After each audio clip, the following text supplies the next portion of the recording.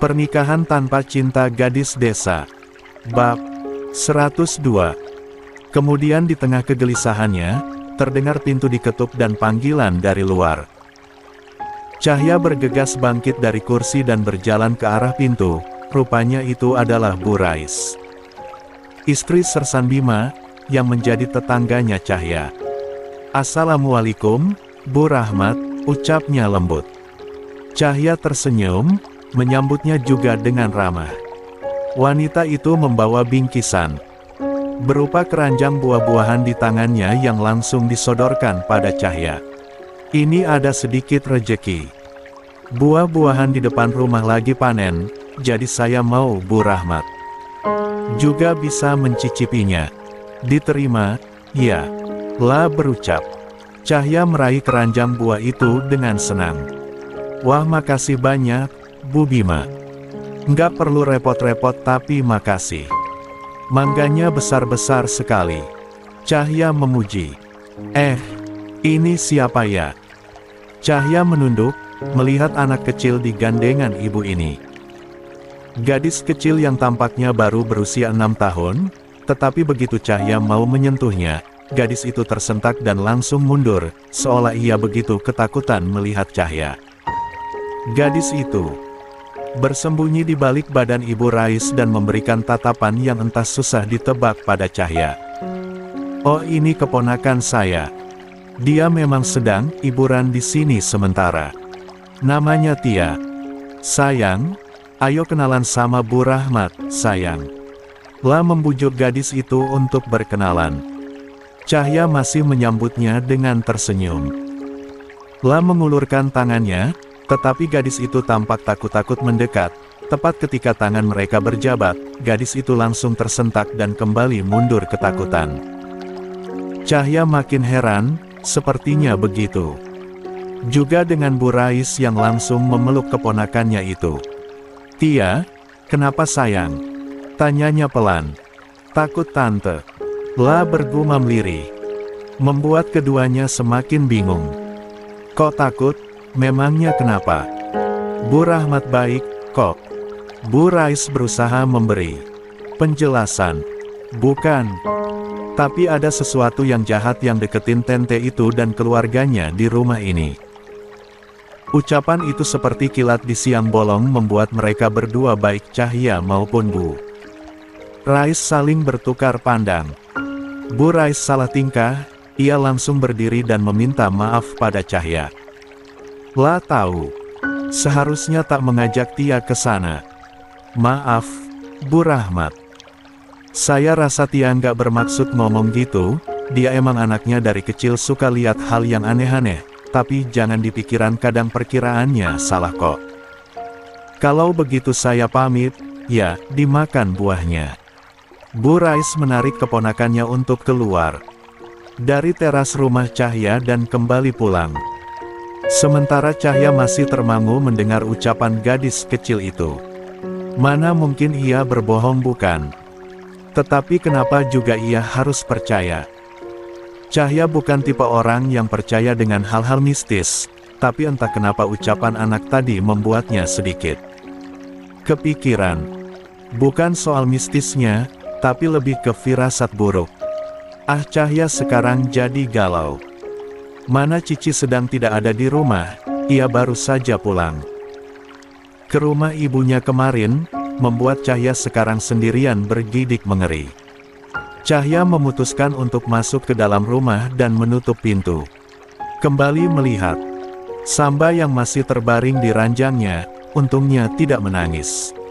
Sorenya Rahmat akhirnya menelepon. Cahya buru-buru mengangkatnya. Lah senang. Akhirnya setelah sekian lama. "Assalamualaikum, Mas," sambut Cahya. Mereka bertukar kabar selama beberapa menit. Rahmat menanyakan keadaan Cahya dan Samba, lalu Cahya pun sebaliknya. Sampai kemudian Cahya teringat dengan kejadian tadi. Pagi, saat Bu Rais datang dengan keponakannya dan reaksi gadis itu terhadapnya. "Kamu kenapa? Apalagi ada masalah?" tanya Rahmat yang memerhatikan raut wajah Cahya yang tiba-tiba berubah. Cahya menggeleng. Enggak, aku cuma lagi kepikiran ucapan anak kecil tadi. Tadi pagi kan Bu Bima datang sama keponakannya. Masa anak itu bilang kalau dia ngelihat sesuatu yang jahat yang sedang mengincarku dan keluarga di rumah ini. Jadi aku agak kepikiran. Cahya bercerita panjang lebar, mengeluhkan kekhawatirannya. Rahmat malah tertawa kecil di seberang sana. Udah, jangan dipikirkan. Anak kecil memang biasanya masih suka berimajinasi. 2 minggu lalu saja di sini ada yang kesurupan dan bilang kalau saya akan segera mati. Tahunya yang kesurupan itu Antek, penyelundup. Jadi dia hanya pura-pura bikin rekayasa buat menakuti warga. Jadi saya nggak mudah percaya pada hal begituan. Kamu juga harusnya begitu, jangan terlalu dipikirkan, kan belum tentu benar. Kalau memang risau, butuh ketenangan, banyak-banyak berzikir dan sholat, ya. Cahya mengangguk. Lah sedikit terkejut mendengar pengakuan Rahmat tadi masalah Antek, penyelundup. Terus gimana keadaan orang itu, Mas? Tanyanya penasaran. Sekarang sudah diselidiki oleh tim. Begini, Cahya, kematian pasti datang dan akan terjadi pada semua orang. Hanya waktunya entah kapan tidak ada yang tahu. Mungkin saja saya duluan, tetapi bisa saja belakangan. Kita cuma bisa pasrah, nggak ada yang bisa menolak kematian kalau waktunya sudah tiba. Tugas kita sebagai manusia, ya terus memperbanyak amal kebaikan. Cahya malah jadi sedih mendengar kata kematian. Ia tidak tahu apakah ia akan sanggup kehilangan lagi.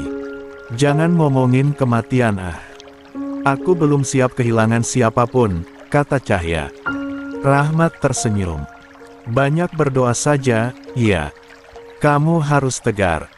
Kamu yang kuat di sana, ya. Cahya mengangguk tersenyum. Lah memang tidak punya pilihan lain selain menguatkan diri dalam keadaan apapun. Setelah mengobrol cukup lama, Rahmat mematikan ponselnya. Karena harus kembali bertugas.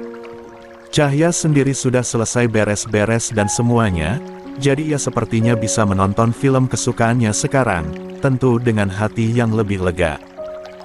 Ya, itulah yang dia suka dari Rahmat. Pria itu, meski dingin dan tidak romantis, tapi kata-katanya selalu menyejukkan hati. Keesokan harinya, Pandu menemui Rahmat di Mako. Rahmat baru saja pulang dari salah satu pos lain untuk berpatroli, saat Pandu datang menemuinya. Pandu melaporkan soal perintah Rahmat kemarin. Mengenai Pak Tino dan Rahmat tidak sabar mendengar laporan itu. Ada informasi terbaru? Tanya Rahmat saat Pandu sudah duduk di depannya.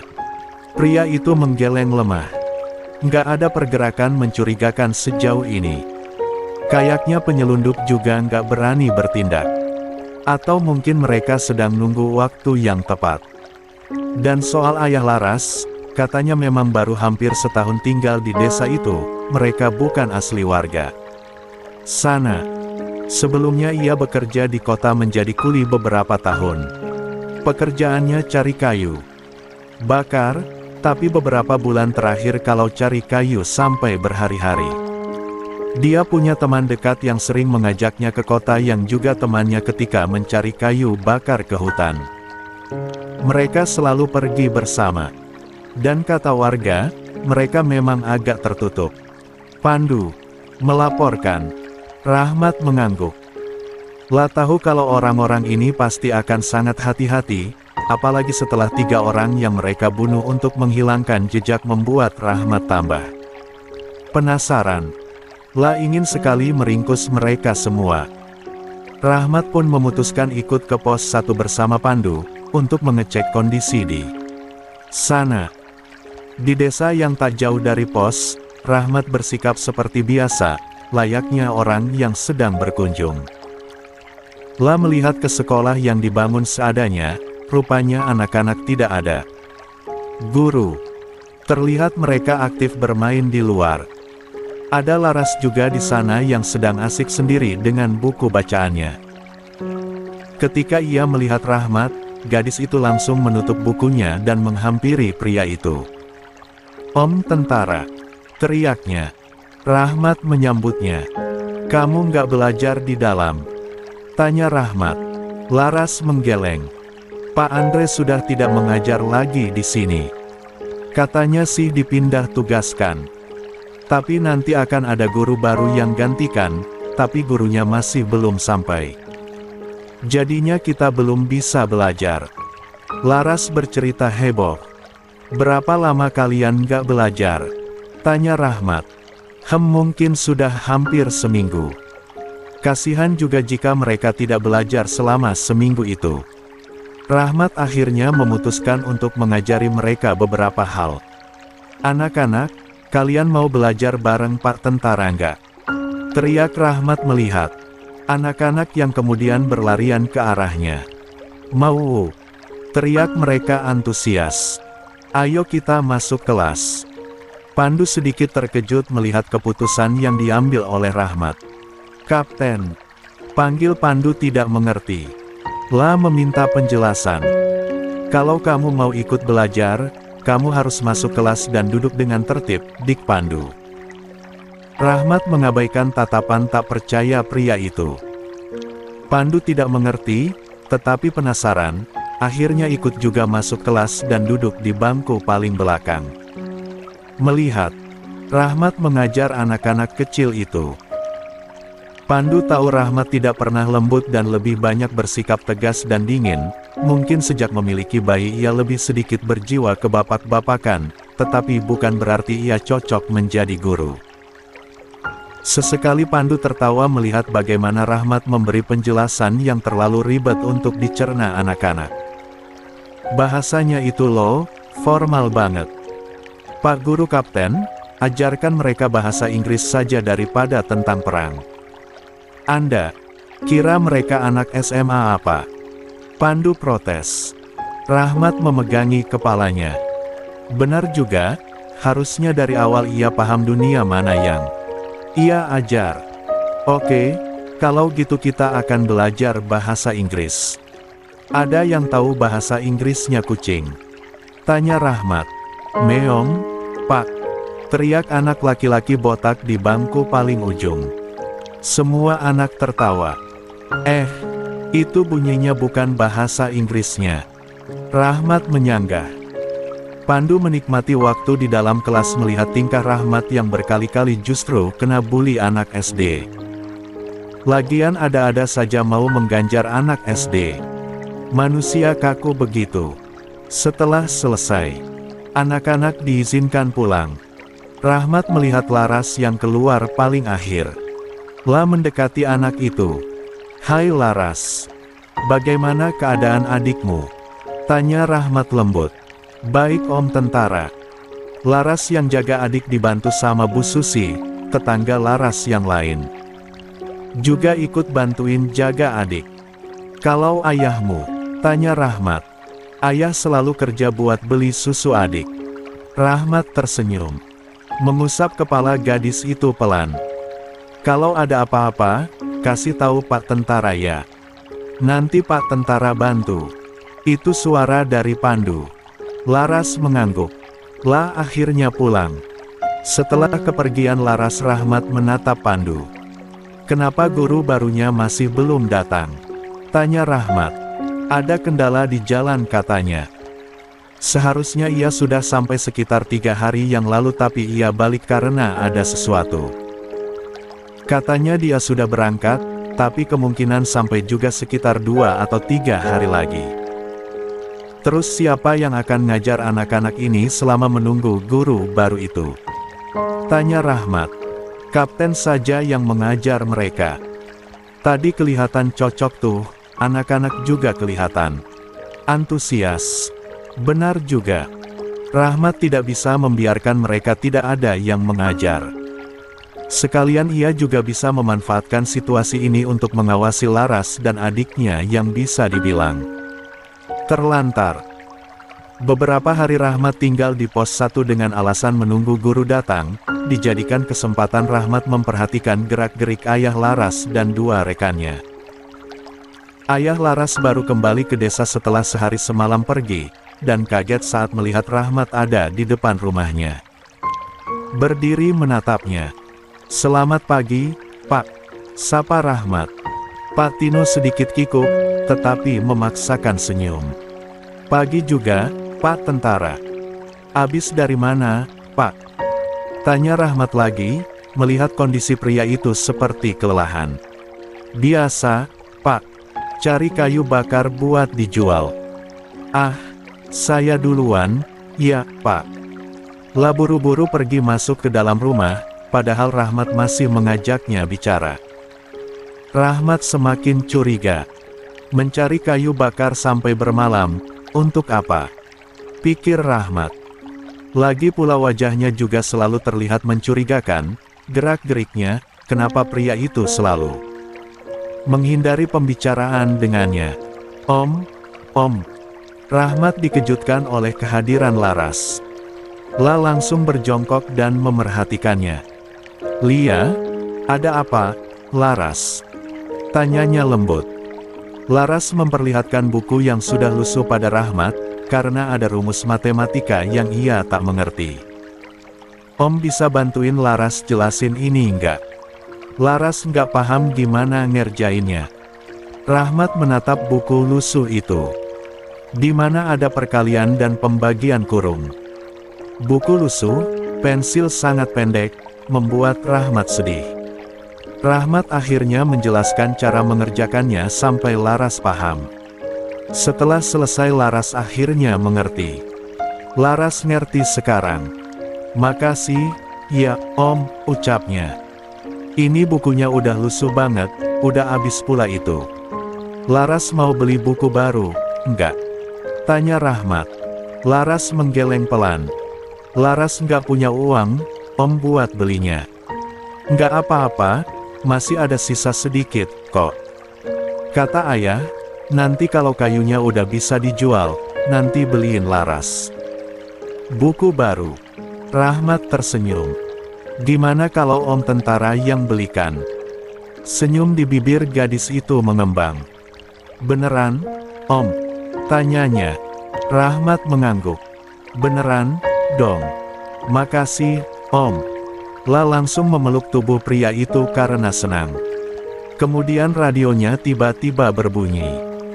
Untuk unit yang berada di dekat jalan masuk desa, meminta bantuan di sini. Ada mobil terjebak di jurang. Rahmat meraih radionya. "Saya akan segera ke sana. Nanti ketemu lagi, ya, Laras." "Om harus pergi." Rahmat akhirnya pergi ke sana untuk menolong. Kebetulan juga ia berada di dekat jalan masuk desa. Setelah sampai di sana, rupanya itu mobil pedagang yang membawa guru baru. Mobil itu terjebak di tengah jurang, ada lubang yang menghimpit ban mobil, sehingga tidak bisa naik. Perlu diangkat dulu. Ditambah lagi jalanan itu licin dan berlumpur. "Kapten bantu Bu Sofia keluar dari mobil, kami akan menahannya dulu." Salah satu timnya menahan mobil itu agar tidak mundur dan terperosot ke bawah. Rahmat mengangguk dan berusaha membantu si guru untuk keluar dari mobil dan lompat, tetapi ketika ia baru saja membuka pintu dan menginjakkan kaki, mobil itu bergerak ke belakang, batu yang menahan ban itu jatuh, sehingga mobil sedikit terperosot, tetapi berhasil ditahan oleh timnya Rahmat. Kaki guru itu terpeleset tidak sempat berpegangan. Rahmat menarik tangannya tetapi karena jalan yang licin ia ikut kehilangan keseimbangan. Alhasil perempuan itu jatuh ke pelukan Rahmat secara tidak sengaja. Dan tatapan mereka bertemu membuat situasi menjadi amat canggung. Kejadian itu benar-benar di luar ekspektasi. Rahmat bersikap biasa saja, dia langsung menolong Bu Sofia agar bisa berdiri dengan baik tanpa oleng. Sementara Bu Sofia sendiri malah salah tingkah berat. Wanita itu bahkan sampai membeku sejenak karena masih kaget dengan kejadian tidak sengaja itu. Juga terpesona pada wajah tampan Rahmat yang mirip aktor Arifin Putra. Yang mau lihat visual Arifin Putra di IG, _Tayuda, Bu Sofia. Panggil Rahmat. Sofia mengerjap pelan. Iya. Akhirnya mereka meneruskan perjalanan untuk ke desa. Rahmat berjalan di depan, tampak tidak peduli dengan kejadian sebelumnya.